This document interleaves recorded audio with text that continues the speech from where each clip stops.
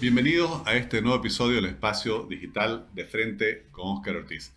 Vamos a conversar con Jaime Dunn. Lo hemos tenido en este espacio en varias oportunidades.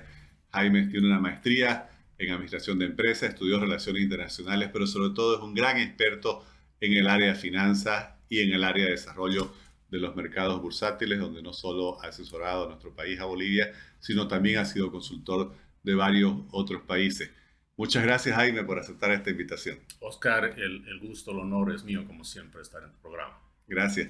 Jaime, siempre estás opinando y dando tu punto de vista sobre la economía nacional, la coyuntura, obviamente el área financiera es tu especialidad, pero has escrito recientemente un artículo muy interesante que me llamó la atención, titulado Capitalismo Popular, y lo ofreces, lo fundamentás como una propuesta para Bolivia. ¿Cuál es el concepto, estimado Jaime? Mira, básicamente, a ver, todos hemos escuchado el capitalismo, hemos usado la palabra popular en muchas cosas y lo que tenemos que ver es la combinación de ambas.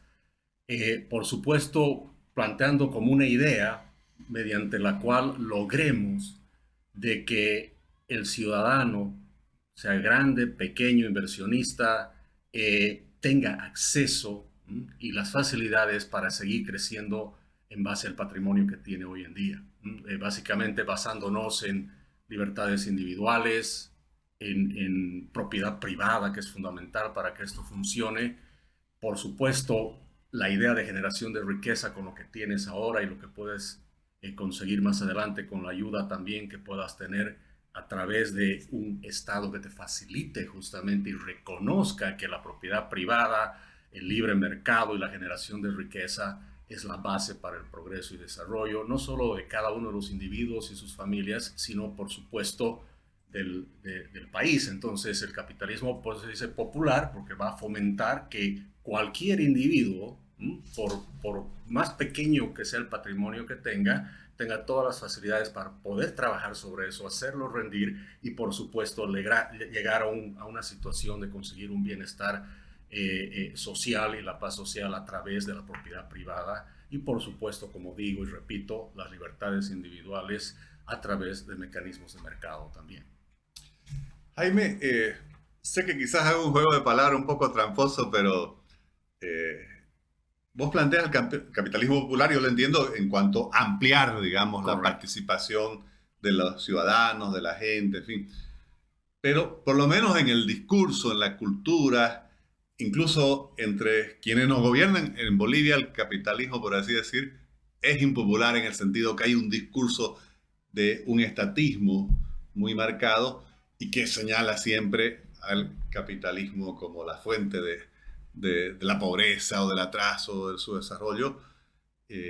¿Cómo volver esto no solo el capitalismo popular en la medida en que se amplía, digamos, quienes participan en él, sino además que la gente entienda qué es lo que realmente significa como un sistema más orientado a la libertad económica? Sí, lo que dices es muy importante porque justamente lo que hemos visto que ha estado pasando en los últimos años, no solo en Bolivia, sino en toda Latinoamérica principalmente, es el echar la culpa que todos los males son del capitalismo, es decir, que en Bolivia ya hubo capitalismo y después asocian con la palabra neoliberal y todo eso se ha vuelto mala palabra, ¿no? Y evidentemente lo que hemos visto en estas décadas es un fuerte discurso, ¿no es cierto?, del socialismo y la izquierda en justamente hablar de esos conceptos del capitalismo y el mismo liberalismo asociado a una palabra neoliberalismo, digamos, como algo malo. Pero debemos de entender dos cosas. Primero, si vemos históricamente, en realidad ha sido el capitalismo lo que ha ayudado a salir a mucha gente de la pobreza y tenemos que empezar a mostrar esos números. Aquí hay un trabajo casi apostólico de enseñarle a la gente de que eso que se dice no es cierto, ¿no? Desde la misma revolución industrial, donde se podría decir que empieza a florecer el capitalismo en el mundo, la pobreza después es mucho menor de lo que fue antes. Podemos ver en los indicadores a nivel mundial de cómo los países capitalistas más libres tienen el 10% más pobre, tienen un ingreso de $13,000 y los países menos libres, ¿no?, más estatistas y al extremo de ser socialistas, como como tenemos algunos países en la región, el ingreso es $1,000, ¿no es cierto? Entonces, la evidencia es clara, la evidencia es clara. Lo que pasa es, bueno, y me trae tu pregunta,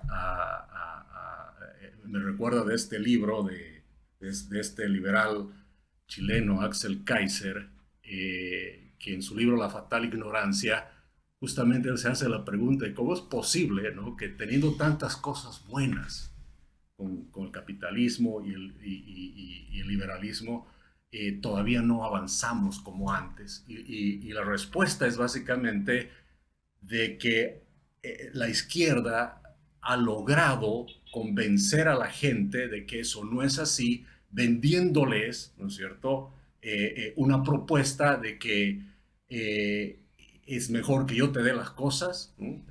Yo como Estado te voy a solucionar los problemas, y eso también hace de que el vender el capitalismo y un capitalismo bajo un liberalismo clásico, digamos, sea más difícil, porque empiezas con una idea que es compleja, que vas a tener que trabajar para ganarte la vida, ¿no es cierto? Entonces,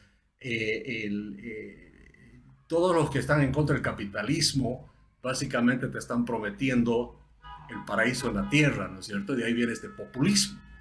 Cuando en realidad el capitalismo, ¿no?, lo que te está diciendo es pon los pies sobre la tierra y búscate tú el paraíso, ¿no es cierto? Entonces eso ha hecho de que este discurso de izquierda cale mucho, ¿no es cierto?, en la mente de las personas. Y países como Bolivia es complejo porque hemos sido un país, bueno, nos remontemos simplemente a los 50s, que hemos sido siempre un país donde hemos esperado, como las personas hemos esperado que sea el Estado el que haga todo. Y lo que nos han prometido siempre desde la clase política es que el Estado nos va a solucionar los problemas. Entonces hemos ido siempre bajo una política económica estatista muy fuerte, y si vemos las últimas elecciones, las últimas 4 o 5 elecciones, siempre la idea es que el Estado va a solucionar los problemas. Y ahora el discurso es, ahora tenemos el litio y con eso vamos a hacer muchas más cosas también. Entonces, creo que fallamos en ese discurso, ¿no?, de explicar cómo funcionan las cosas. Por eso yo me animo a escribir este documento explicando que en realidad esta es la solución, ¿no? Esta es la solución. El capitalismo popular te dice, vamos a la gente, que nazca desde la gente la generación de la riqueza, ¿no? Jaime, ahora cuando vemos los estudios que dicen que, por ejemplo, en Bolivia, más del 80% de la gente trabaja, vive, no sé si vive o sobrevive, desde la informalidad. Correcto. Eso, más allá de la contradicción con el discurso público, después cómo vota la gente, pero eso ya no es una forma de capitalismo popular. Totalmente. Y justamente ese era el segundo punto que te quería decir. Tenemos que hacer notar a la gente que ya son capitalistas. O sea, y que no tienen que tener miedo a reconocerlo, porque lamentablemente estos discursos que decíamos hace un momento han hecho que en Bolivia la palabra capitalismo, liberalismo, neoliberalismo, es más, la palabra empresario suena mala palabra, y eso no puede ser así. Debemos estar más bien orgullosos de esas palabras. ¿Por qué tendríamos vergüenza de eso, no es cierto? Al revés, más bien socialismo, comunismo, estatismo, estas políticas, especialmente socialismo, comunismo, que tiene generación de pobreza más bien, ¿no es cierto?, grandes migraciones de los países. De eso es lo que habría que sentir un poquito más de vergüenza, yo creo, ¿no es cierto? Y eso es lo que hay que criticar más bien. Pero el capitalismo ya está, y por eso digo es popular, popular desde el punto de vista que ya está en la gente. Simplemente la gente no lo ha reconocido como tal, pero en realidad en su economía del día a día ya somos prácticamente ese 85% de informalidad. Y venga ahí el tema claro, ¿no? La realidad nacional es que tienes 85% de informalidad. Y esa informalidad, más allá que sea legal o ilegal, está compuesto de personas que el día a día están haciendo negocios. Claro, y que viven por cuenta propia, Por que supuesto. En realidad el Estado no sé si no voy a decir que no le da nada, pero no viven gracias al Estado, viven gracias Totalmente. a su trabajo, a su esfuerzo, muchas veces algún negocio propio que han, aunque sea informal, pero un negocio propio que ellos han Correcto, establecido. y ahí hay que anotar algo, que en toda esa informalidad se han buscado la vida y han encontrado una manera de generar excedentes, una manera de hacer negocios, eludiendo obviamente las normas tributarias, lo que tú quieras, pero han generado un patrimonio muy importante. Y ese patrimonio, lo triste de todo eso es que esa actividad económica y ese patrimonio no está registrado, no sabemos nada, y en el buen sentido de la palabra la idea es lograr que ese patrimonio que no está registrado pero está trabajando pueda formalizarse para que pueda trabajar aún mejor. O sea, ¿cuánta gente tiene millones de dólares?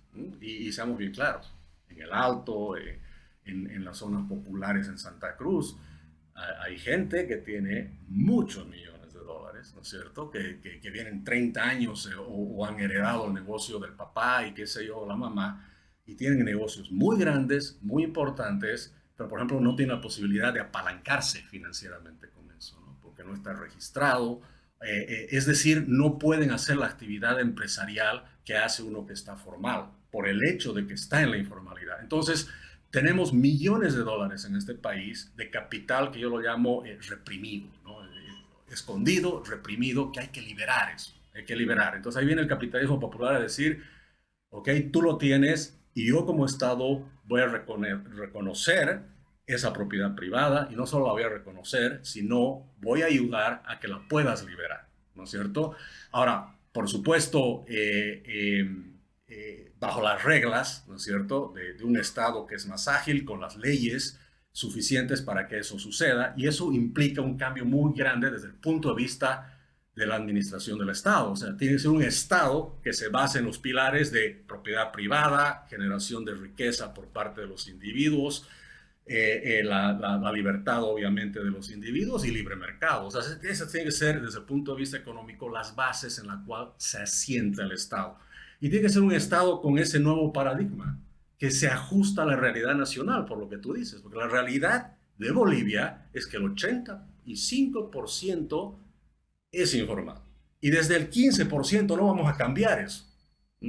Entonces, no los vamos a traer a nuestro campo, digamos, así nomás. Entonces, las reglas del juego tienen que hacerse de tal manera que la informalidad como opción no sea tan buena versus la formalidad, caso que no ocurre ahora. No, me gustó mucho tu término de liberar, digamos, ¿no? Eso que no es solo liberar el capital, es liberar esa energía. Pero vos que has trabajado en varios países, Jaime, ¿qué experiencia internacional hay para tratar de encauzar, por así decir, esa experiencia, esa práctica empresarial que tienen quienes han surgido desde la informalidad y llevarlo a la formalidad, pero no la formalidad entendido solo como cobrarles impuestos, en fin, aplicar las normas, sino una formalidad que les dé mejores condiciones de crecer aún más? Que en la práctica, ¿cómo se puede hacer eso? Digamos, ¿qué políticas públicas hay realmente para no solo quedarnos, digamos, en el concepto, sino decir, bueno, es que hay forma de traer toda esa gente, ese talento, esa creatividad, esa iniciativa, ese emprendedorismo al sector de la economía formal? Bien. A ver, lo que sucede, para ponerlo en términos sencillos, Oscar, es que en Bolivia especialmente, ser formal o informal es algo que escoges. O sea, tienes que escoger. El rato que tú quieres emprender un negocio, te puedes dar el lujo en Bolivia de decir, voy a ver si soy formal o soy informal. ¿Por qué? Porque al final de cuentas es una decisión de negocios. Hay que verlo así de sencillo. Y el costo de ser formal es tan alto que la informalidad siempre va a ser más atractiva. Partamos desde el tema más básico.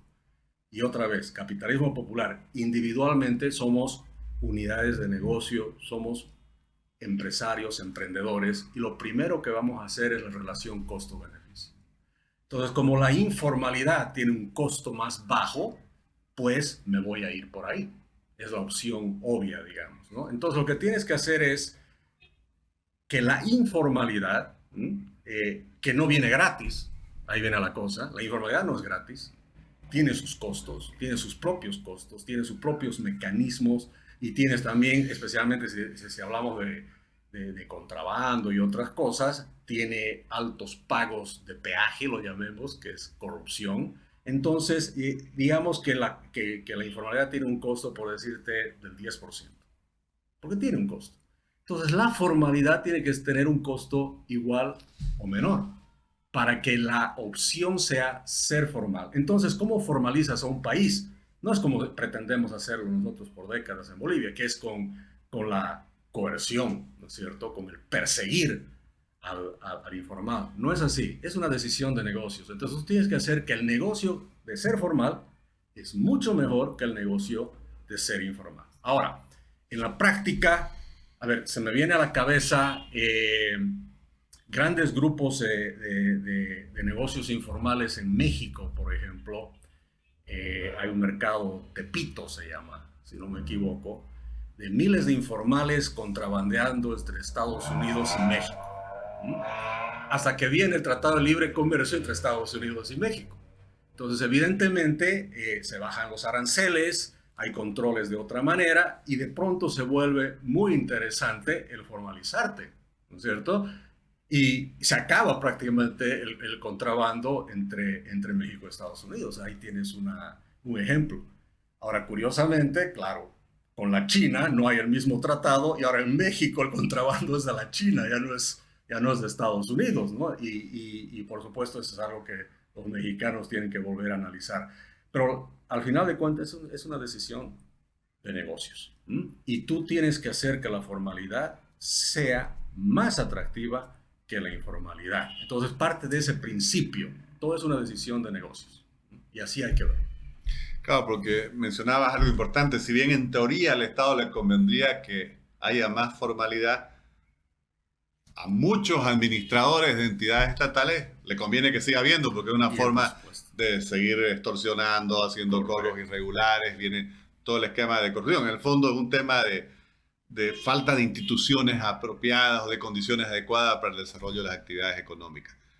¿Cuál es el costo que tiene para el país el no tener esas condiciones para que la gente pueda emprender con libertad, con seguridad en el marco de las normas? Mira, yo creo que de entrada, poniendo números fríos y algunos cálculos que han hecho algunos economistas prestigiosos en Bolivia, yo lo veo así. Te dicen, 2/3 de la economía es informal. O sea, nos está costando 2/3 de nuestra economía todo este movimiento, ¿no es cierto?, de bienes, productos, servicios que está enfrente de nosotros, ¿no? Es un costo muy grande para el país. O sea, imagínate los indicadores económicos que tendríamos si otra vez liberamos esa actividad económica y todo ese capital reprimido digamos, lo registramos. Porque no es que va a empezar de cero, ya está en funcionamiento, ¿no? Y además tienes no solamente en el tema económico digamos esta situación de estar reprimido, sino tienes innovación, conocimiento de mercado que también está reprimido. Evidentemente, dentro de la informalidad hay también mucha pobreza, por supuesto, pero también tienes muchísima riqueza, muchísima riqueza. Gente que, como te digo, tiene años de experiencia. Yo he tenido la oportunidad de entrevistar a algunos informales y me ha asombrado que algunos de ellos estaban, entre comillas, digo porque están informales, importando de 17 países. Conocido informales que hablan 4 idiomas. Que viajan a la China, que a Tailandia, que a Hong Kong, todos los meses. Y han llegado a crear estos pequeños imperios invisibles, ¿no?, reprimidos otra vez, y logran hacer eso esquivando la norma, la ley.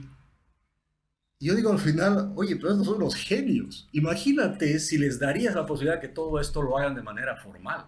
Evidentemente, ahí tienes un grupo de empresarios muy grandes y el país no está aprovechando, ¿no es cierto? No está recibiendo el beneficio como país que debería tener. Ahora, por supuesto, no es que trabajemos para el Estado, porque obviamente no es eso lo que estoy diciendo, pero como país, como sociedad, tenemos mucho talento que se está desperdiciando por el hecho de que hoy en día se ve los formales y el resto del 85% que son a los que hay que perseguir. ¿Cómo convencer, por un lado, a la población y por otro lado, a las autoridades que este es el camino para que el país pueda realmente desarrollarse? Empecemos por el final. No puedes convencer a las autoridades, porque es, otra vez, un país estatista. Hoy en día Cuando me dicen las autoridades, estoy pensando en las de ahora. Estamos hablando de un gobierno que más bien es al revés. Si hay algún negocio empresarial, es del gobierno. El Estado es el dueño del 85% del Producto Interno Bruto.